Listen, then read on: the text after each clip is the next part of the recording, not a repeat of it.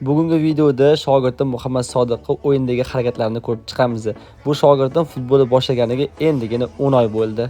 Bu birinchi harakatda qaranglar qanaqa dribling amalga oshirdi va oxirida folshadi. Bu yoqda unga out berishdi, yaxshi pozitsiya tanladi va o'yindagi birinchi golni urdi.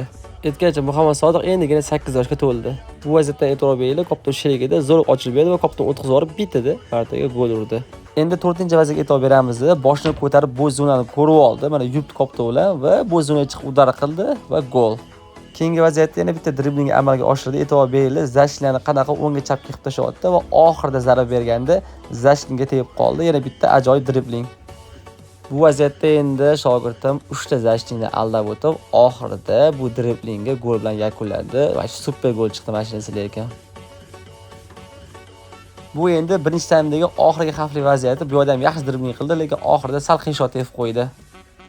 Shogirdimning harakatlari yoqqan bo'lsa, bitta like bilan podpishka qilasizlar va bu video 5000 ta like yig'sa, men ikkinchi taymni qo'yaman. Unda bundan xavfli vaziyatlarni amalga oshirgan.